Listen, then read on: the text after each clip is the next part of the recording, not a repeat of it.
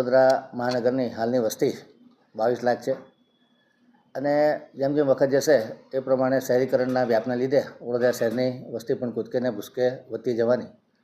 વડોદરા શહેરમાં હાલ 9 જેટલા ફાયર સ્ટેશનો કાર્યરત છે.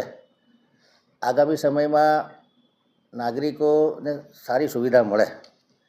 વડોદરા શહેર તમને ખબર છે કે 4 દરવાજાની વચ્ચે ગીચ વિસ્તાર છે, એટલે આજુબાજુ ઇન્ડસ્ટ્રીયલ વિસ્તાર છે અને હોરિઝોન્ટલ વિકાસ પણ વડોદરા શહેરનો થઈ રહ્યો છે.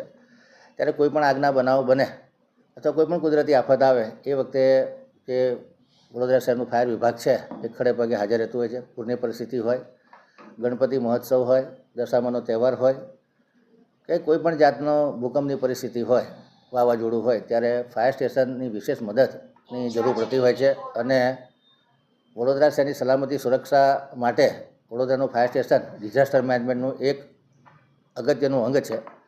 વડોદરા મહાનગરપાલિકા દ્વારા જે 9 ફાયર સ્ટેશન છે એ ઉપરાંત બીજા 8 જેટલા ફાયર સ્ટેશન બનાવી અને લગભગ 16 થી 17 જેટલા ફાયર સ્ટેશન થાય એ પ્રમાણેનું આયોજન હાથમાં ધરવામાં આવ્યું છે. લગભગ 280 જેટલા 9 ફાયર સ્ટેશન પ્રમાણે સ્ટાફની ભરતી કરી દેવામાં આવી છે અને આ જે નવીન ફાયર સ્ટેશન બની રહ્યા છે એમાં ઘણા બધા ફાયર સ્ટેશનોમાં સ્ટાફને રહેવા માટેના ક્વાર્ટર અને ફાયર સ્ટેશન બંને કમ્બાઈન રાખવામાં આવે છે, જેથી કરીને જે ફાયરમેન છે એ સ્થળ પર જ હાજર હોય તો ઘરેથી આવું બનાવના સ્થળે જવું, વ્હીકલ લેવું આમાં સમય બગડતો હોય છે.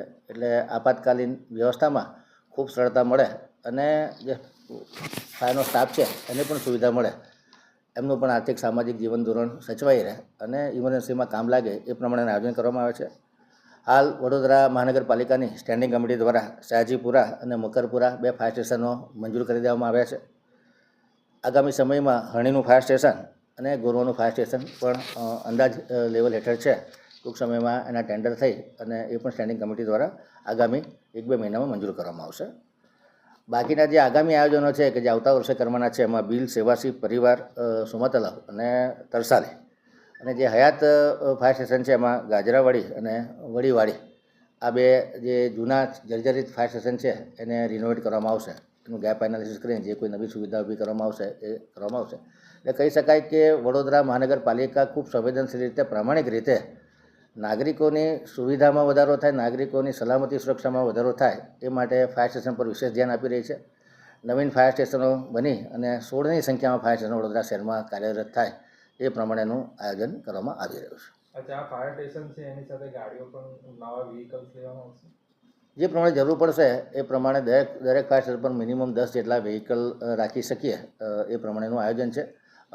જેમ જેમ નવા ફાયર સ્ટેશન બનતા જશે અને જ્યાં જ્યાં જરૂર હશે એ પ્રમાણે બંબા લેવાના હોય કે બાઉઝર લેવાના હોય કે એલિવેટેડ પ્લેટફોર્મ લેવાના હોય, આ તમામ સુવિધા વડોદરા મહાનગર દ્વારા ઊભી કરવામાં આવશે.